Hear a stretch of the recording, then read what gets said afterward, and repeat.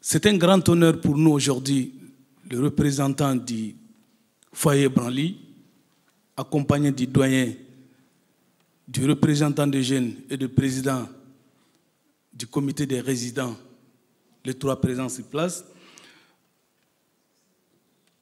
Mesdames et messieurs les élus, monsieur le maire, notre foyer Édouard Branly a été acheté par Adoma en 2019.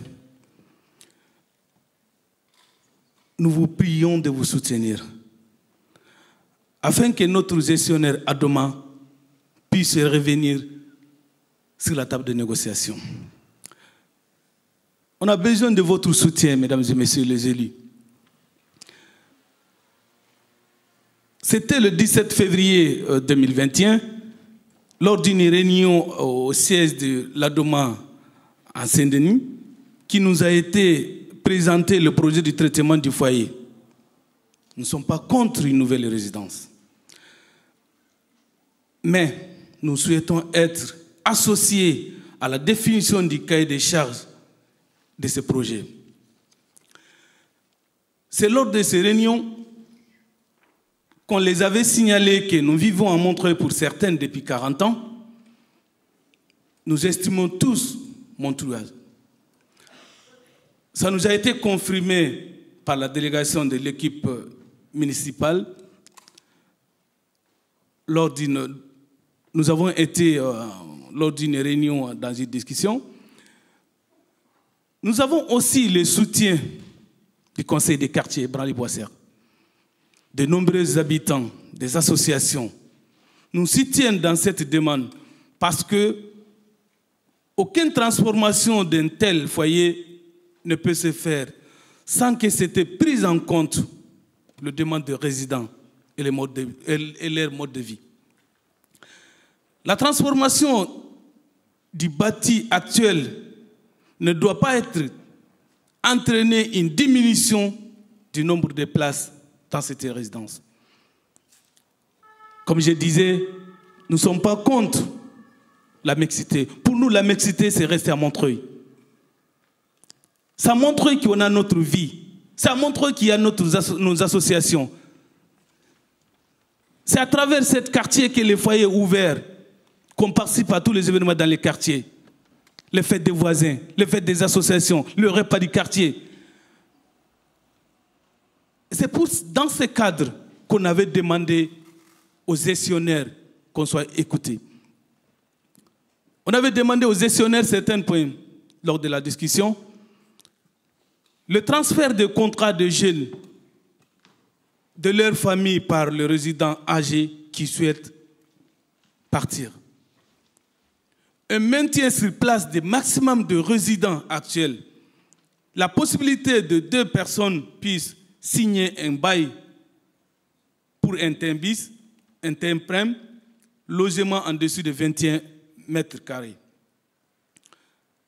À ce qui concerne la disposition d'une place de parking pendant les travaux, nous tenons à remercier M. Gauthier et M. Brahim qui, de leur concours le 15 juin dernier, il nous a promis qu'on aura 14 places de parking au 10 et 17 rue Jules Verne qui devraient être libérées fin juillet.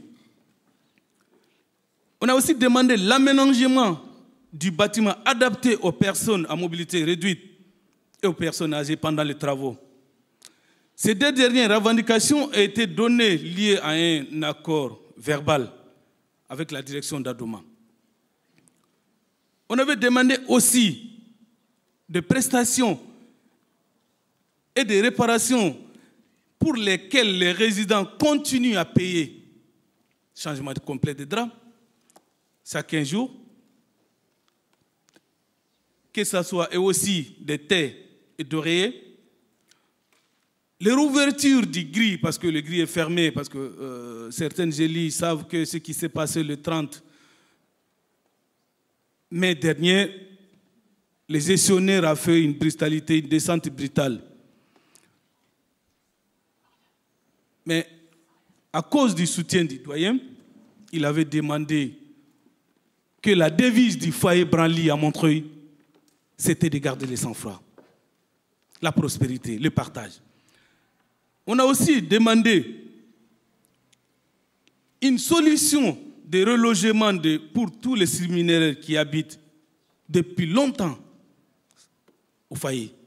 Je prends un exemple, M. Soukouna qui se trouve dans le public, il était là depuis le 30 novembre 1983. Il n'a pas eu la chance d'avoir un contrat. Et si les surmeneurs ne seront pas pris en compte, M. Soukouna se trouvera dans la rue. On demande aussi un accord avec les gestionnaires, écrit et signé par la société des gestionnaires et le comité des résidents, y compris l'accord sur l'usage des espaces collectifs dans la nouvelle résidence. C'est à partir de ces espaces collectifs qu'on organise des réunions pour participer à tous les événements du quartier, qu'on organise des réunions pour participer au co-développement dans les pays. Et si on n'appelle plus cet espace, ce qui veut dire que c'est la fin d'une partie. Monsieur le maire, mesdames et messieurs les élus, nous demandons encore, on a encore besoin de votre soutien. Merci beaucoup.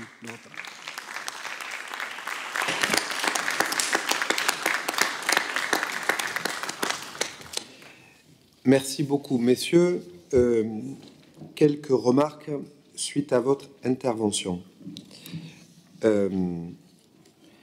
D'abord, dire, comme cela a été dit à Doma, et comme nous vous l'avons dit avec mon directeur de cabinet, que ce qui s'est passé le 30 mai dernier, non seulement n'est pas normal, mais nous le condamnons.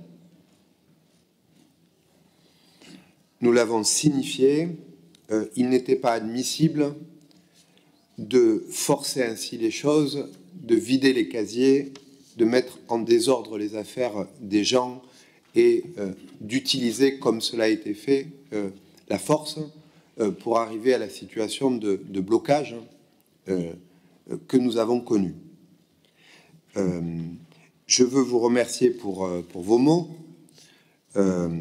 pour mon adjointe et pour mon directeur de cabinet dans les échanges que nous avons eus au cours des semaines qui viennent de s'écouler, et je pense en particulier au règlement des points qui étaient immédiatement problématiques, au parking provisoire, au problème de l'accessibilité handicapée, ou encore du suivi comme ça d'une série de problèmes que vous nous avez soulevés dans la période transitoire. Je veux également, et puis je pense aussi en particulier à la cuisine provisoire pendant les travaux. Je veux également vous dire que, comme vous, nous pensons que, à l'instar du foyer Rochebrune, et comme cela a été le cas pour Bara, et comme je l'espère ça sera le cas plus tard pour Grand Péché, il est nécessaire de reconstruire le foyer. Pour des raisons qui tiennent, au fond, à son état et au fait d'offrir de meilleures conditions de vie aux résidents du foyer. De ce point de vue, je partage l'inquiétude des résidents sur les problèmes résultant du choix qui a été fait sur ordre de l'État dans la phase précédente de baisser en quelque sorte artificiellement le nombre de places. Il me semble que, à présent, pour traiter de ce problème de la vie des personnes et de où ils seront localisés, comme des problèmes d'organisation de l'espace, et comme vous l'avez dit, parce que vous avez égrené une dizaine de points de revendications, comme ça a été le cas, par parenthèse, sur d'autres reconstructions de foyers. Il faut bien, en quelque sorte, que nous rentrions dans le vif du sujet et qu'on se mette, vous avez employé l'expression, à la table des négociations, avec les différents partenaires qui sont concernés. Or, pour le moment, en quelque sorte, nous avons une situation qui se mord un peu la queue. Parce que vous dites, nous ne voulons pas faire le diagnostic social tant que nous n'avons pas un certain nombre de garanties. Et nous avons naturellement, comme c'est le cas dans cette situation, du coup, notamment à Doma et la préfecture qui dit on ne peut pas commencer la discussion sans savoir de quoi nous discutons et donc ouvrir, il faut faire le diagnostic social. Et donc on est dans un moment où on est dans une situation en quelque sorte un peu bloquée. Moi, je suis pour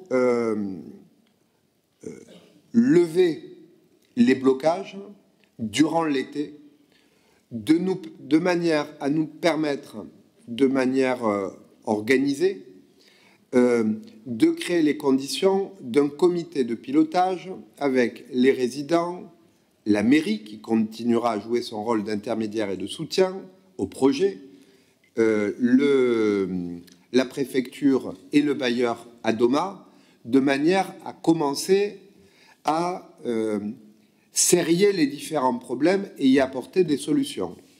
Je remarque, s'agissant de Bara, pour prendre cet exemple, que entre le moment où la signature a été faite et le moment du relogement effectif des gens à Montreuil, il y a eu en réalité plus de gens qu'initialement prévus qui ont finalement été relogés dans l'ensemble du processus, mais également dans les foyers de Bara. Donc pour moi, il y a l'espace de la discussion et il y a l'espace pour trouver les conditions d'un bon accord dans l'intérêt des résidents du foyer Branly-Boissière, du foyer Branly, pardonnez-moi.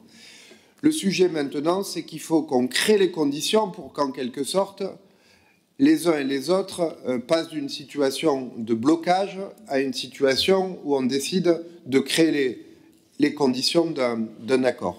Ma proposition, comme cela a été indiqué par mon directeur de cabinet, est du coup que l'on se donne l'été pour, en plus d'avoir en quelque sorte réglé les problèmes immédiats, enfin les problèmes, je pense, PMR, les places de parking, les problèmes qui se posaient tout de suite, qu'on se donne l'été pour trouver la voie qui nous permette en septembre de réunir un comité de pilotage avec la préfecture, à Doma, le comité de résidents et la mairie. Je note que vous faites une proposition qui est d'ailleurs celle attendue par les résidents, qui est de dire qu'effectivement, ils vont avoir leur place à la table des négociations pour remettre les choses dans l'ordre dans lequel ils auraient dû être depuis le départ, c'est-à-dire on parle, on discute du projet social et ensuite on fait les travaux. Donc ce soir, il serait important, je pense, que pour aller donc pleinement dans ce que vous dites, quand vous dites qu'on se donne l'été justement pour réouvrir les négociations et remettre tout le monde autour de la table, je pense qu'il est essentiel que ce soir, notre municipalité assure les résidents que les travaux ne seront pas engagés par Adoma durant cet été. Et parce que c'est en fait le vrai nœud, il est là. Là, ce soir, on est en train de parler comme si les travaux n'avaient pas commencé, mais dans la réalité, en fait, dans le foyer, les travaux ont commencé. Les arbres ont été marqués pour être coupés, le parking est bloqué pour justement permettre l'installation de la base vie. Et donc, justement, il faut desserrer cet étau et permettre à tout le monde de se remettre autour de la table. Je suis ravie d'entendre aussi que, effectivement, des choses peuvent bouger et il faut qu'elles bougent. Les résidents sont porteurs d'une solution qui est la signature d'un bail double sur un certain nombre de studios qui peuvent permettre d'accueillir 2 personnes. Mais pour que tout ça puisse se discuter, il faut que la mousse se déroule, qu'on sache quelle est la vraie situation dans laquelle chacun des résidents se trouve et qu'on puisse construire le projet social. Je voudrais commencer par réinsister quand même sur ce qui s'est passé le 30 mai, qui est juste pas un incident, c'est choquant, c'est indigne. Voilà, on ne traite pas des gens comme ça. Les résidents du foyer Branly, tous, avec bail, sans bail, sont tous des êtres humains et des citoyens. Et ils n'ont pas à être traités avec des vigiles, avec des chiens, et où on démolit, où il n'y a plus de droit de propriété, où il n'y a plus rien. Voilà. Donc, et ça, peut-être que ça aurait été bien qu'on l'entende de façon plus forte avant ce soir.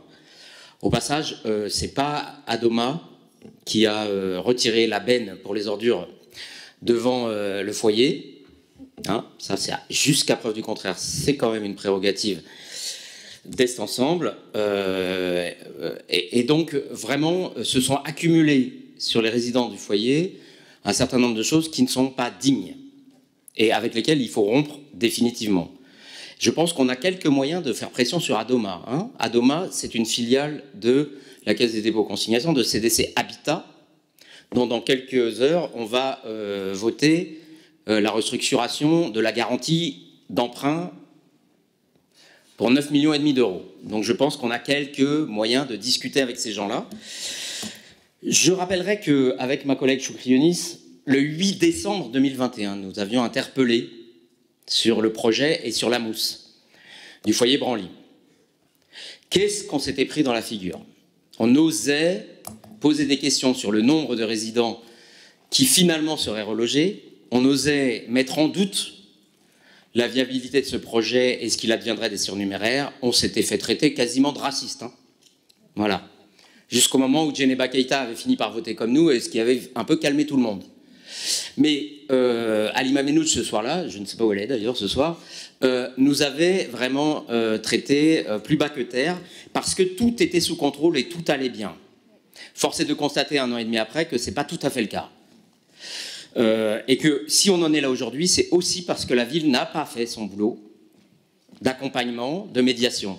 Quand on veut faire reloger les surnuméraires, c'est une négociation à la hache qu'on fait avec l'État et avec le gestionnaire. Ça ne se passe jamais autrement. À Montreuil et ailleurs. Hein. À Vincennes, ça a été comme ça. À Paris, ça a été comme ça. Et je me suis occupé de rénovation de foyer depuis au moins 20 ans. Donc, je sais de quoi je parle. Et rien n'est prévu pour les surnuméraires. L'exemple qui vient d'être donné par les résidents, c'est même pas une personne qui est dans les 60 qui disparaissent dans le passage de 195 lits à 135 lits avec la résidence sociale. C'est quelqu'un qui a un surnuméraire. Donc qui n'est même pas prévu dans les calculs dont vous nous parlez ce soir, mais qui est un surnuméraire depuis 40 ans. Donc quels sont les engagements fermes qui sont pris ce soir pour garantir aux gens qui vivent aujourd'hui au foyer Branly qui finiront pas, comme une partie de ceux qu'on a sortis de Bara, au 138 rue de Stalingrad. Parce que l'enjeu, c'est ça. Il ne faut pas tourner autour du pot, l'enjeu, c'est ça. Soit on s'en occupe, et vite, soit ils finiront dans un squat, une bonne partie de ceux qui vivent aujourd'hui au foyer Branly. Et au passage, si on pouvait revoir un petit peu le projet pour qu'il ne soit pas aussi drastiquement insupportable, notamment sur la nature en ville et sur les arbres, hein, parce que les îlots de fraîcheur, ce n'est pas que pour les écoles. Je pense que le foyer y a droit aussi. En tout cas, très sincèrement, il y a un peu de colère là ce soir, parce que bon, c'est bien, ça bouge, mais il aura fallu tout ça pour en arriver là, et c'est assez désagréable, et c'est surtout un peu, ça fait système un peu, hein, quand même. Et sur les foyers, on a un peu l'impression que c'est la méthode politique qui est utilisée depuis le début. Merci. Merci beaucoup. Merci encore, messieurs. Donc, à bientôt pour les prochaines réunions de travail. Je passe aux délibérations sans présentation de rapport avec l'approbation d'un protocole de coopération entre la ville de Montreuil et la ville de Bethsira pour l'année 23, délibération numéro 6.